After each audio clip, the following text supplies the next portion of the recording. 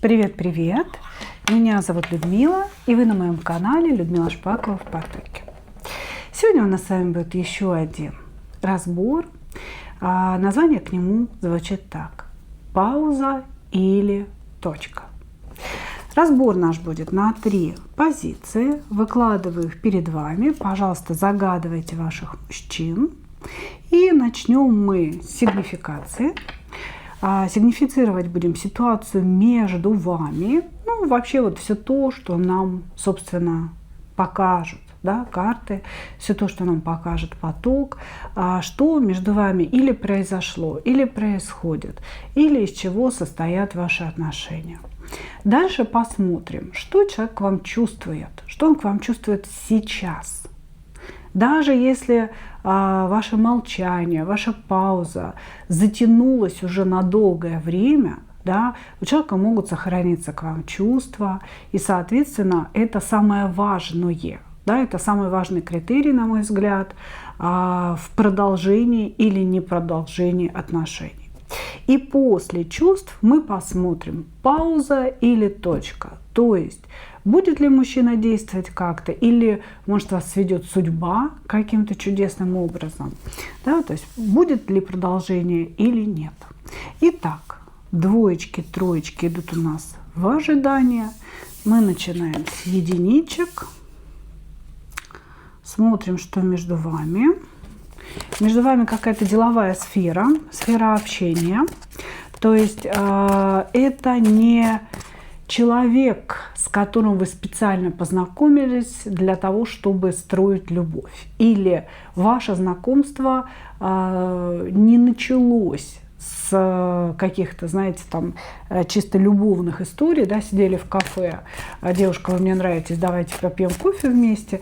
Нет, здесь сначала была какая-то деловая сфера. Да, деловая сфера.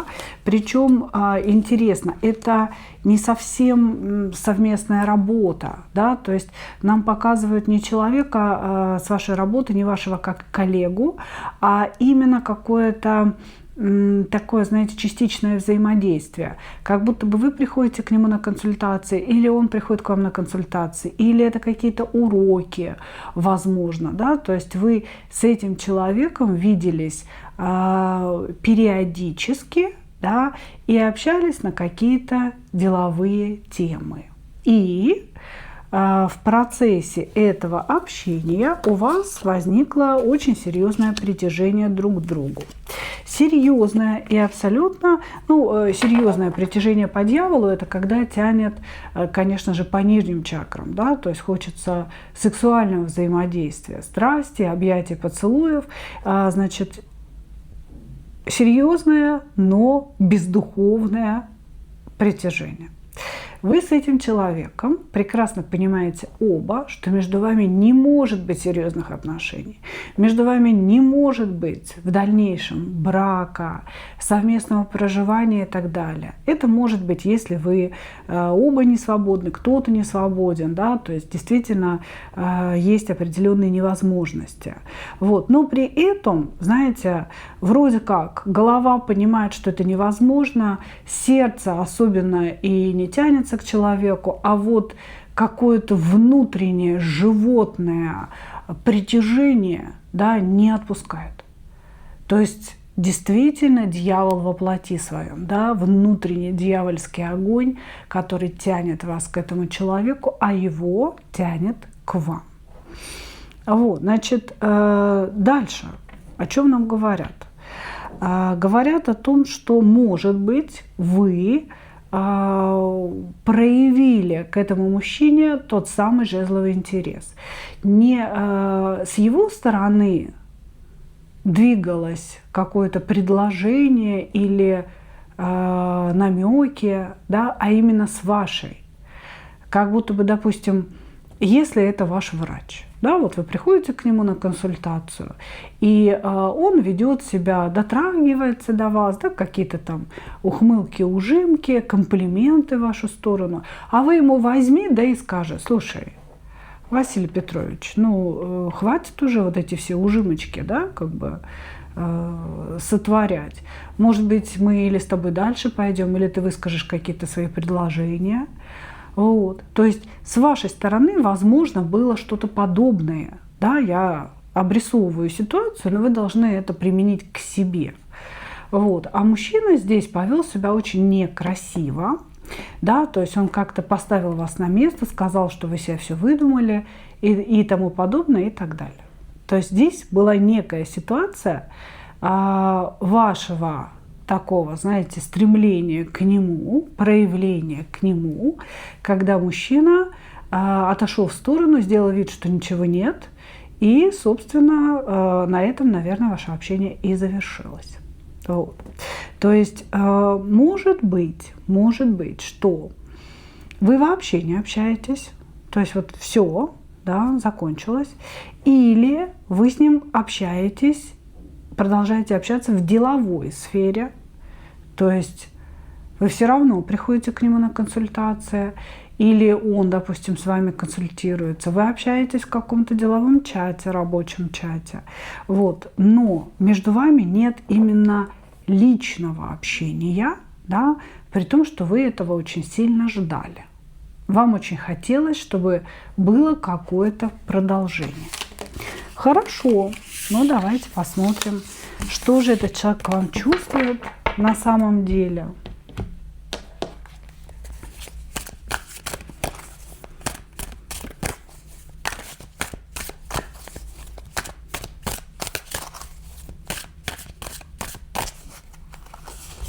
Что же этот человек к вам чувствует на самом деле?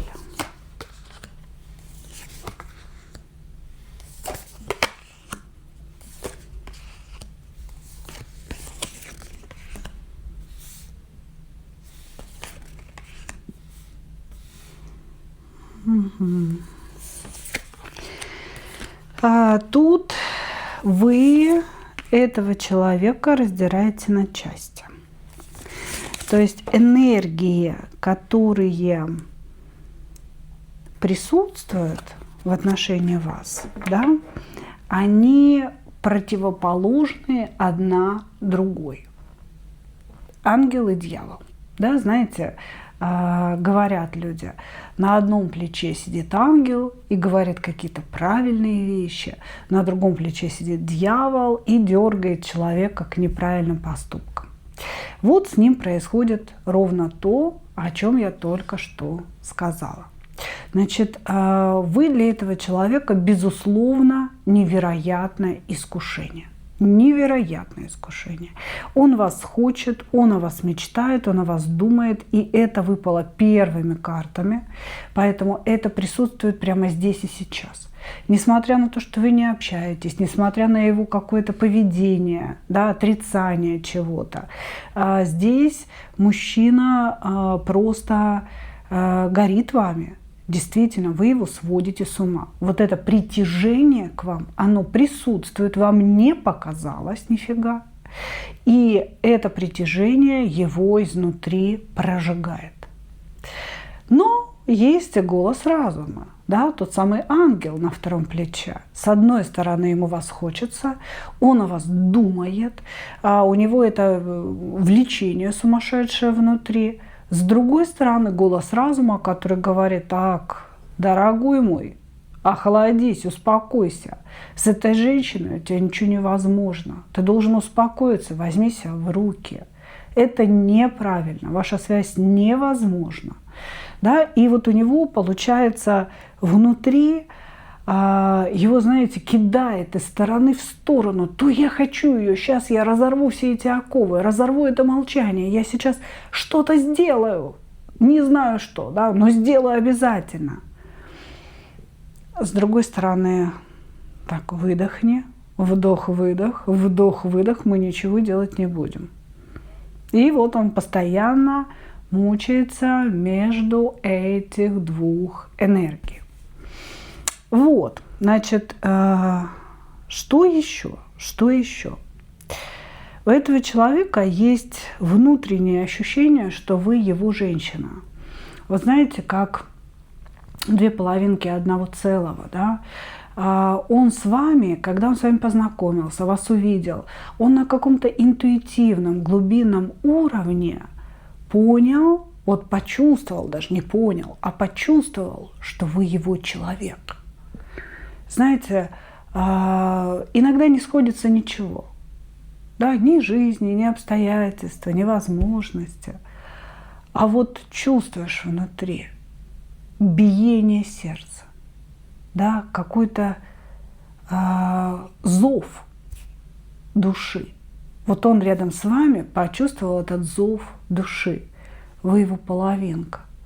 Он как будто бы внутри себя осознает, что если бы все-таки что-то между вами было возможно, да, то это было бы настолько полноценно, это было бы настолько наполняюще, да, это было бы по-настоящему. Здесь человек действительно испытывает чувство близости к вам. Помимо этого дьявола вездесущего, здесь присутствует вот это ощущение родственности душ, близости и того, что вы та самая его половинка. Хорошо. Нормальненько так. Давайте посмотрим. Тадысь. Пауза это или конец.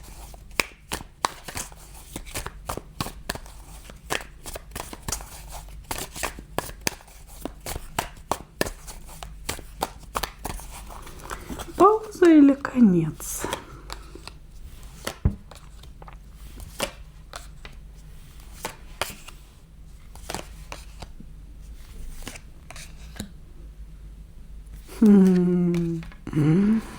Так, это не конец.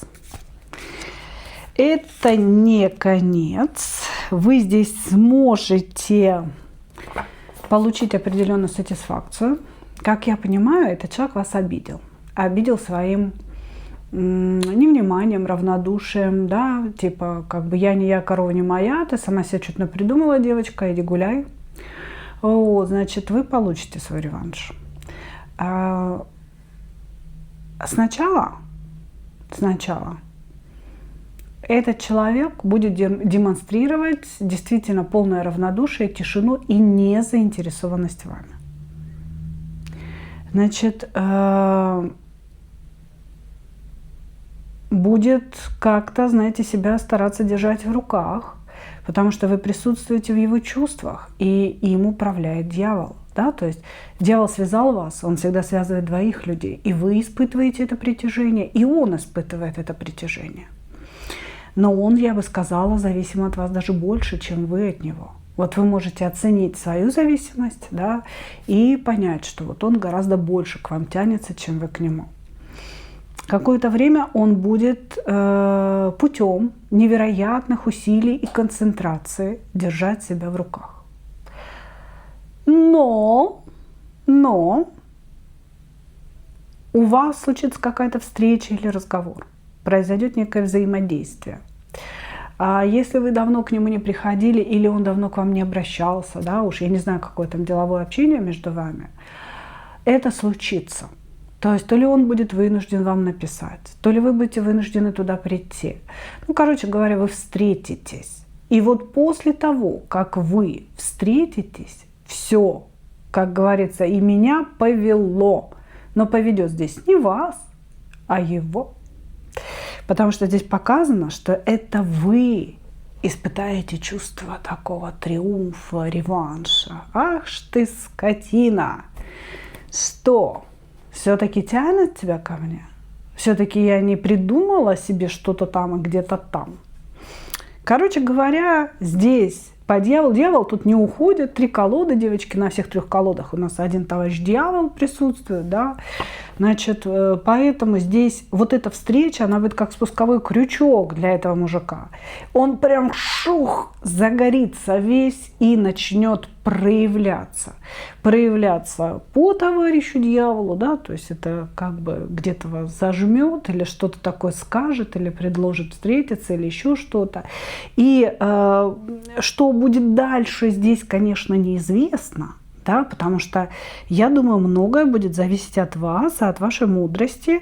Будете ли вы рисковать чем-то или будете отказываться, все это зависит от вас. То есть в этот раз, да, правда и решение будет за вами. Короче говоря, это 100% пауза, никакой не конец, еще какое-то время он помолчит, но вот эта ваша встреча будет как просто зажечь какой-то огонь. То есть огонь возгорится внутри мужчины сильнее, чем вас, и здесь будут какие-то предложения о продолжении. И уже вы будете принимать решения. Благодарю вас, мои дорогие единички. Двигаемся дальше. Точки. Что между вами? Между вами ментальная зависимость. У нас то дьявол, то луна. Одно лучше другого. Что такое ментальная зависимость? Объясню для тех, кто не в курсе дела. Да? Значит, ментальная зависимость – это когда вы постоянно в каком-то таком, знаете, круглосуточном режиме думаете о человеке. Когда вы работаете, вдруг внезапно возникают мысли о нем. Вы можете делать все, что угодно. И в этих мыслях вы начинаете с ним разговаривать. Не просто мысли о нем, что вы о нем вспомнили, да, есть такой, нет. А вы начинаете диалог внутренний. Вы с ним разговариваете, и он будто бы в вашей голове вам отвечает. Вы с ним спорите, доказываете свою правоту или говорите ему о том, как вы его любите, да, а он вам отвечает чего-то там в ответ. Вот. И эти диалоги, они, как правило, нарастают, и вы все чаще и чаще о человеке начинаете думать, пока это не доходит уже вот до какого-то абсурда, да, когда вы с утра до вечера о нем думаете, и несмотря на то, что у вас есть своя жизнь, вы как будто с человеком все время общаетесь, все время живете, и все это происходит у вас в голове, да, а не где-то в реальности. Значит, этому всему есть объяснение в магии, да, что существует такое понятие, как энергетические каналы между людьми. И эти энергетические каналы возникают между чакрами. Значит, канал возник между определенными чакрами, и люди начинают действительно, если сказать метафорически, выходить в этот канал, встречаться друг с другом и общаться. И в разной степени это может влиять на обоих людей, и, соответственно, можно на этом очень надолго зависать. Вот зависимости по Луне бывают прям многолетними. То есть вы можете много лет сидеть внутри этого канала. Значит, как Луна, так и дьявол – это канальные зависимости, да, которые объединяют двоих людей. Только дьявол объединяет их чувствами по Свадхистана чакре, да, а Луна объединяет мыслями в ментальном поле. Итак, это не значит, что нет чувств, конечно. Итак, что еще между вами? На данном этапе очень сильная ментальная зависимость, как нам показывают. Здесь мужчина может быть младше вас, причем значительно младше. Если же он с вами одного возраста или старше, да, это может говорить о его какой-то, знаете, абсолютной незрелости, о таком каком-то пофигистическом отношении к жизни. Да, нет у меня жилья, да ну и фиг с ним. Нету машины, да ну и фиг с ним. Да, я ни к чему не стремлюсь. Я вот хочу, знаете, как перекати поле. Сегодня здесь, завтра там, не трогайте меня. Главное, чтобы мне было комфортно, хорошо. Вот. То здесь абсолютно незрелый человек или же человек молодой. Значит, этот человек лжец. Мужчина здесь лжец, он очень много врет и забывает, что он врал. И это смотрится очень глупо. Сказал одно, к вечеру уже другое, да, на следующий день третье. Господи ж ты, Боже ты мой. Ты хоть бы как бы запоминал уже, да, товарищ, раз взялся врать. Зациклен он на себе, этот мужчина. Он хочет, чтобы очень эгоистичный, он хочет, чтобы мир крутился вокруг него, люди давали только ему, абсолютно не готов отдавать. Но во взаимодействии с вами, да, он проявил тот самый жезловый интерес. То есть здесь внимание, начало отношений, да, было с мужской стороны. То есть мужчина здесь проявил к вам какое-то внимание, может быть, были какие-то предложения, может быть, приглашал на встречу. Опять же, да, напомню вам, что это общий разбор, да, для того, чтобы получить детальную личную информацию, да, пожалуйста, записывайтесь на личные разборы, я их произвожу, с удовольствием помогу вам в этом. Но здесь у нас большое количество вариантов всегда, да, то есть вы примеряете к себе. Самое главное это то, что мужчина проявил к вам определенный интерес, вот, и вам казалось, может быть, даже это был очень активный интерес, да, там 20 раз с утра доброе утро, 30 раз спокойной ночи, но потом этот интерес стих, мужчина ушел в игнор и в тишину. Между вами сейчас молчание, и знаете, вот такое ощущение, что вы в этом всем играли очень мало роли. Потому что все как будто бы руководил процессом мужчина. Он проявил внимание, он с вами взаимодействовал, он же замолчал, он ушел в игнор, нашел какую-то причину. Да, ну вот что-то такое. Короче говоря, режиссер ваших отношений – этот товарищ. А вы участвовали и воспринимали. Хорошо. Давайте посмотрим, а был ли мальчик, были ли чувства у него.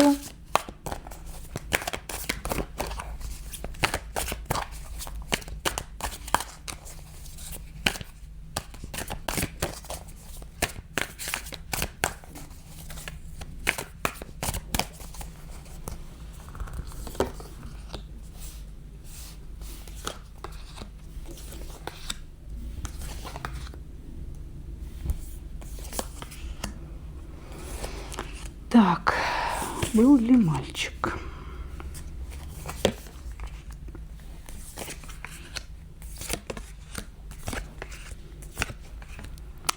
Так, ну вот смотрите, здесь, конечно, мы рассматриваем не с позиции прошлого, да, было, не было, с позиции настоящего, для того, чтобы понять, будет ли будущее, да, у этих отношений.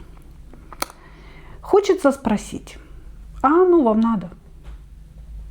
Нужны ли вам действительно отношения с вот этим типом? Он такой, знаете, заигравшийся ребенок. Ребенок, которому хочется играть в эмоции, в людей, в любовные игры, в переписки, в тайну, в экстрим какой-то. Понимаете?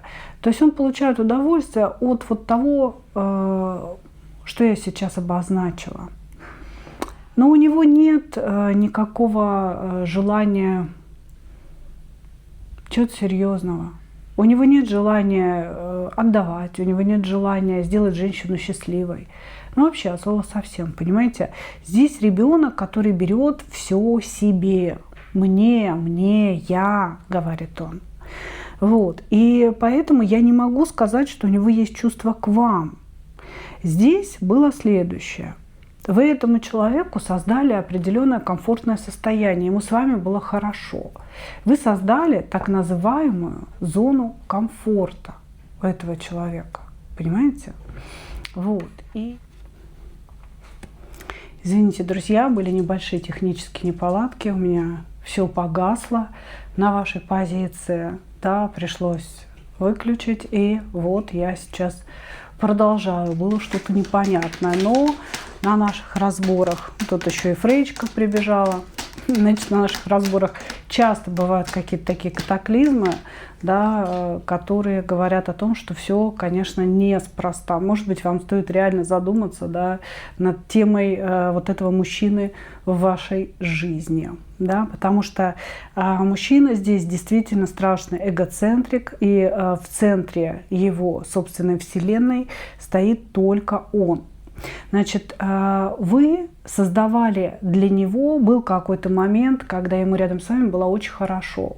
И вы создали для него то самое, знаете, такое вот комфортное состояние, когда человек чувствует себя хорошо, человек кайфует рядом с вами, и человек получает от вас какую-то такую положительную супер энергию. Вот. Значит, но сам он, вот кроме вот тех, знаете, проявлений, здесь, знаете, такое ощущение, что мужчина хотел вас завоевать, и вот в процессе этого завоевания, в процессе вашего привязывания к себе, он и проявлялся очень активно, очень заинтересованно, да, и пытался вас к себе как-то привязать. Но как только он увидел, что вы уже в его руках, да, что вы заинтересованы им, он или начал качать права, или сложил лапки и стал ждать от вас каких-то ваших проявлений. Вот. Значит, я не вижу, чтобы у него были чувства конкретно к вам. Но у этого человека осталось ощущение недосказанности, недополученности. Да? То есть у него есть чувство к себе. Я достоин вот этого состояния комфорта. Мне с ней было хорошо. Она дарила мне энергию, она возбуждала во мне интерес, возбуждала во мне какие-то эмоции. Поэтому я хотел бы вернуть вот эти свои приятные ощущения. Хорошо. Пауза или конец? Пауза или конец?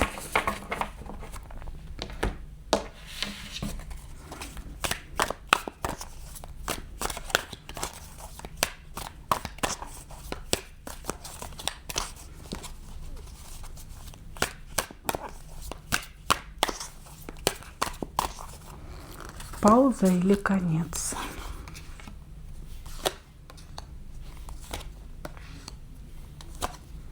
Нет, это не конец. Здесь пока мужчина не знает, как проявиться. Он не знает, как ему с вами себя вести, как поступить. Он находится в определенных таких сомнениях, какие действия были бы уместны в случае вас, да, в случае с вами. Вот так можно сказать. Вот. Но очень скоро начнется новый виток ваших отношений. Здесь идет цифра 4. Возможно, это 4-й месяц, 4-е число, что-то связанное с цифрой 4. Да, может быть, это какая-то ваша цифра, да, которая вот ваша с этим человеком, о которой вы знаете. Вот, значит, и здесь будет проявление с его стороны и будет некий новый виток. Но вы должны понимать, что здесь новый виток идет по перевернутому колесу фортуны. Это значит, что это будет только казаться положительным. На самом деле это не будет той самой удачей или тем самым счастьем. Вот, то есть здесь, видите, еще и лисонька начала намываться. Вполне вероятно, что очень скоро произойдут какие-то изменения, и человек снова появится в вашей жизни. Вопрос остается открытым. Нужен ли вам подобный мужчина? Для чего?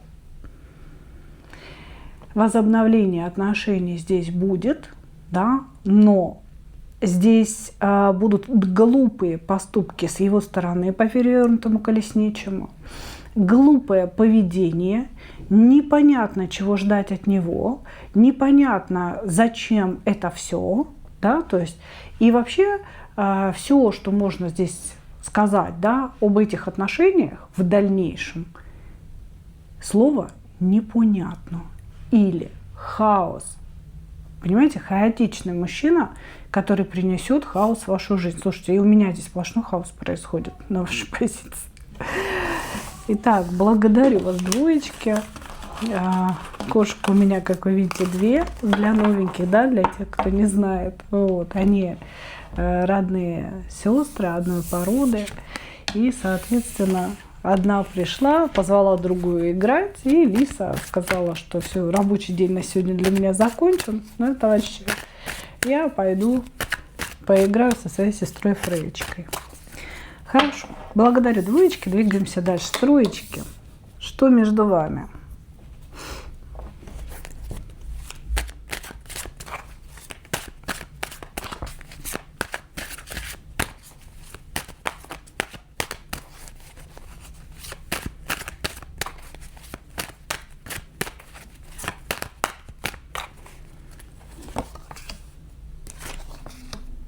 Угу.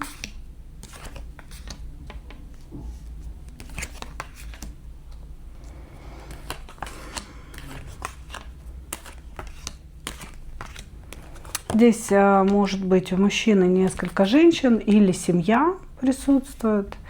Вы можете быть свободной дамой. Может быть, конечно, здесь четырехугольник, но все-таки похоже, что вы свободная. Значит, почему? Здесь показано, что как будто бы мужчина не сделал выбор в вашу сторону. Он мог прийти в вашу жизнь, замутить вашу голову, очень активно, явно проявляться, говорить о любви, говорить о будущем, говорить о том, что вы вот та самая, единственная, вообще нужны ему только вы и так далее. Вот. Но впоследствии мужчина или ушел, да, здесь просто вот, знаете, такое ощущение, что он вас поставил перед фактом того, что теперь будет все вот так, как я скажу. Да, то есть сначала вроде как между вами любовь, надежды на будущее, на совместное. Я там брошу свою семью, или, может быть, вы и не знали о том, что у него есть эта семья, или есть эта другая женщина. Вот, значит, и мы будем с тобой вместе. А потом он просто пришел и сказал, что нет, мы с тобой вместе не будем, я ухожу, а ты оставайся. Вот таковы наши с тобой обстоятельства, дорогая. Потому что здесь идет какое-то решение мужчины, которое привело вас в состояние страданий. Вы не собирались никуда уходить, вы не собирались молчать, вы не собирались прерывать эти отношения. Вы хотели любви, вы хотели развития дальнейшего какого-то. Причем, что здесь показано, что вы вообще не навязывали человеку никаких требований, вы ничего у него не просили, ничего не требовали. Вы просто хотели быть любимой. И считали, что он тоже адекватен, и что он достоин, да, вашей любви и ваших ожиданий. Вот. Он оказался недостоин. Он вверг вас в состояние очень жутких страданий, потому что девятка мечей и башня. Перевернутая башня. Это для кого-то, возможно, вы хотели покончить жизнь самоубийством. Кто-то мог заболеть чем-то серьезным. Да? Вы все знаете, что очень много заболеваний рождается нашими психосоматическими переживаниями.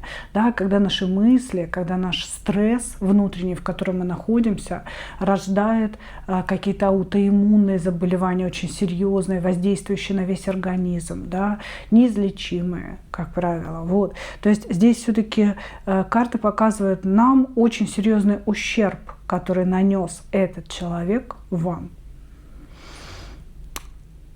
Возможно, это был только эмоциональный ущерб. Возможно, эмоциональный, который стал причиной ваших заболеваний. А может быть и материальный в том числе. И получилось так, что вы остались как будто бы у разбитого корыта. Да, вот у вас были какие-то надежды, были какие-то внутренние устремления, да, и раз не стало ничего. И всему этому виной ваш товарищ, которого вы загадали. Хорошо, ну давайте. Я думаю, что вы еще склонны его оправдывать и говорить, что ну он просто не мог, Людмила, он не мог меня выбрать, он же женатый человек. У меня всегда тогда вопрос, Да, как бы, а зачем тогда женатый человек с вами начинал отношения? Зачем он вам что-то обещал? Хотелось ему хвостом махнуть. Чувства к вам на сегодняшний момент. Есть они.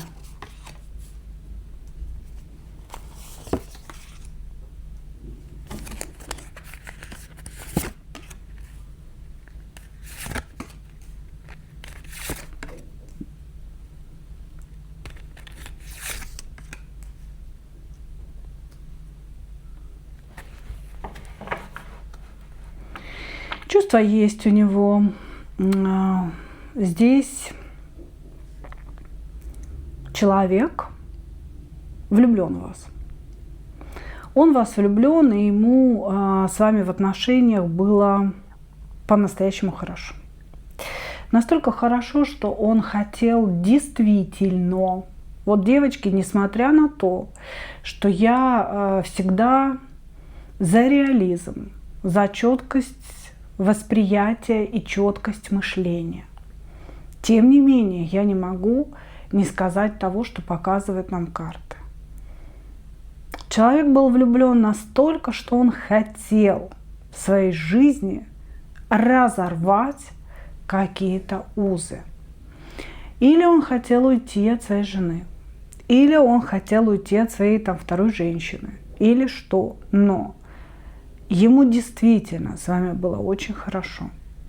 И до сих пор этот человек в вас влюблен. До сих пор. Хотя он прекрасно понимает, что между вами ничего невозможно. Что никто не будет... Здесь у кого-то реально есть узы. Никто не будет разводиться, он говорит. Никто не будет разводиться. Потому что за разводом последует огромное количество проблем, страданий других людей дополнительных. Да? То есть он к этому всему не готов. Он из-за этого всего переживает. Но что здесь можно сказать, так это то, что он влюблен. То, что у этого человека есть чувство, и он очень сильно расстроен, что он вас обидел, что ему пришлось сделать вам больно ради того, чтобы как-то насильственно это все прервать. Я бы сказала, здесь, знаете, очень похоже на такую ситуацию, когда люди влюбляются друг в друга, но у них есть семьи, у них есть обязательства, а начинает тянуть с невероятной силой. Начинает просто эта любовь сносить голову, да, и мужчина здесь понял, что сейчас он разрушит свою жизнь, жизнь своих детей, своей жены, родителей, да, то есть, всех же, да, как бы, собственно, участников много в ситуации всегда, вот, и он усилием воли решил это все остановить, а для того, чтобы вы остановились, он решил сделать так, чтобы вы его возненавидели. Понимаете? То есть он повел себя таким образом специально, чтобы вы его возненавидели, чтобы внутри был гнев, чтобы вы не хотели никакого продолжения. Несмотря на то, что он влюблен, и он прекрасно понимал, как вам будет больно. И он понимает, как вам больно сейчас, и ему больно самому. Здесь всем больно от вашей ситуации. Всем больно. И ему, и вам. Ну, и я надеюсь, что больше об этом никто не знает. Ну, вот. Значит, я не могу сказать слово «любит», что вот он прям вас любит так, как любят, знаете, осознанно, принимающе, да, потому что любовь все-таки подразумевает действие в вашу сторону. Любовь подразумевает отказ от прежних установок, да, ведь мы же не можем без наших любимых. А он не хочет действовать, он хочет все остановить, но тем не менее внутри него горит чувство к вам. Поэтому я это называю влюбленностью. И здесь человек все прекрасно понимает про вашу боль. Ему больно самому, но он это сделал все намеренно. Хорошо. Пауза или точка?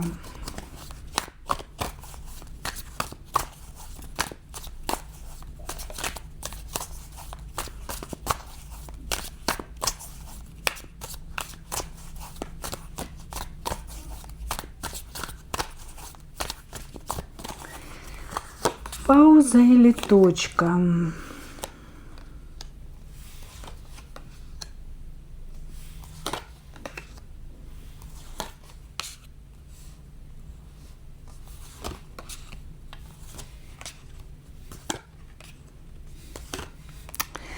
Пока я бы сказала, что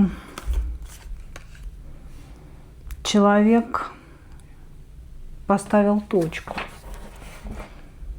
Я бы сказала, что... Ну, вы понимаете, какая интересная история? Здесь, когда мы говорим о чувствах, когда мы говорим о любви, любая точка может превратиться в запятую, да, по мановению волшебной палочки. Поэтому здесь можно сказать лишь об одном. Этот мужчина сейчас думает, что он поставил точку.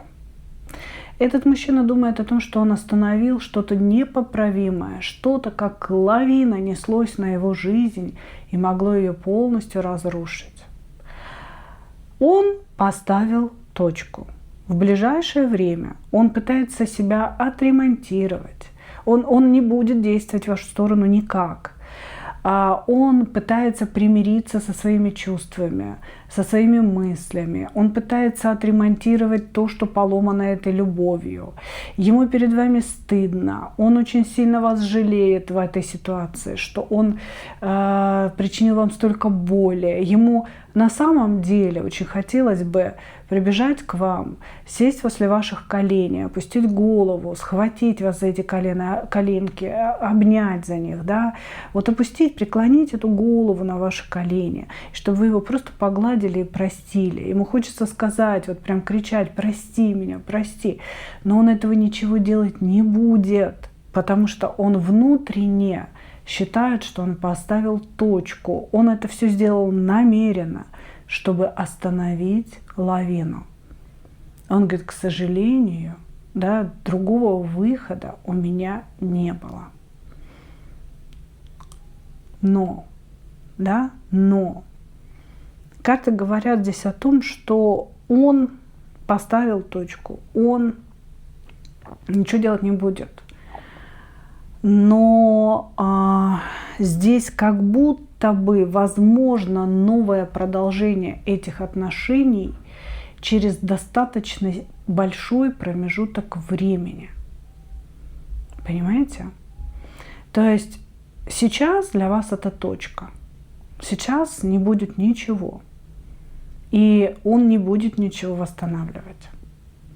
Но сама судьба, пространство вокруг вас, боги, которые вас курируют, да, как будто бы создадут вам еще один шанс для нового начала. Но не ждите это скоро. Это будет через большой пласт времени. Возможно, с точки зрения высших сил, вы должны повзрослеть, вы должны принять какие-то решения. Может быть, мужчина должен по-другому посмотреть на свою семью и на то, стоит ли ему, да, продолжать жить в этих отношениях, где он не любит, возможно, женщину. Вот, то есть здесь как будто бы вам дают время на то, чтобы каждый обрел себя и понял, кто он есть. И потом вы снова встретитесь с ним. И вот тогда вы уже подумаете, вам нужно это или не нужно. Вот как-то так. А на сегодня это точка. Вот я скажу так. Надеюсь, что я правильно все объяснила, и вам все понятно, мои дорогие. Да? Как всегда, жду ваших комментариев. Насколько вам все близко, насколько понятно, насколько вы чувствуете отклик, да, моим словам. Ну что ж, вот такой у нас получился сегодня разбор. Благодарю вас, мои дорогие. И как обычно, хочу пожелать вам только одного: встретить свою настоящую любовь и не потерять в ней себя. Ну а мы увидимся с вами в следующих видео. Пока-пока.